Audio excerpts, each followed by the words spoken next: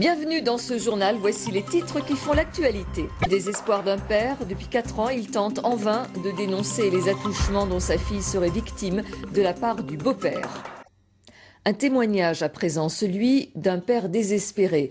Sa fille ne vit plus avec lui et elle subirait des violences et des attouchements de la part de son beau-père. Didier, un prénom d'emprunt, a l'impression d'être au cœur d'un imbroglio juridique. À visage couvert, il se confie à Sylvie Méhoun. Je n'ai plus rien à perdre et je n'ai plus aucun recours pour aider ma fille. C'est ce qui pousse aujourd'hui Didier, ce père de famille, à témoigner.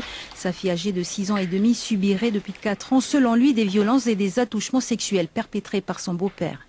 Il y a des bleus de 50 mm, de 7 mm, de 35 mm, des gros bleus.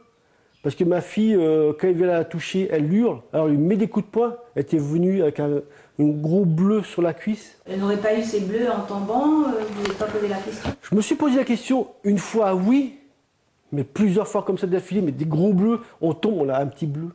On n'a pas des choses comme ça. Là, des gros bleus, mais vraiment des gros bleus. Et puis ça corrobore bien ce que me dit ma fille. Des traces de violence attestées ici par 11 certificats médicaux de différents médecins. À cela s'ajoute 4 signalements dans le dernier, effectué il y a 4 mois à la brigade de gendarmerie de Païta. Ce signalement a permis l'enregistrement vidéo de l'entretien de l'enfant, ici à la brigade de Dimbéa, dans la salle Mélanie spécialement conçue pour entendre les petites victimes de violences sexuelles. Depuis, Didier est sans nouvelles de cette procédure. On a voulu justement, quand on a vu des coups et blessures, que l'enfant soit placé. S'il ne veut pas me la remettre à moi, mais qu'il la place d'une famille pour faire toute la lumière. Moi, je veux avoir des réponses. Personne ne veut me donner de réponses. En 4 ans, une quinzaine de plaintes a été déposée par Didier, toutes classées sans suite et bien souvent pour infractions insuffisamment caractérisées.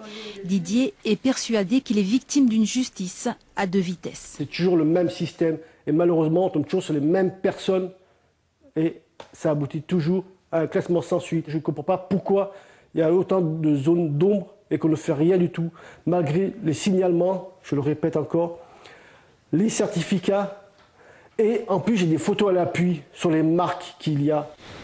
Selon Didier, à cause de son acharnement à vouloir défendre sa fille depuis 4 ans, il a désormais perdu la totalité de ses droits sur elle.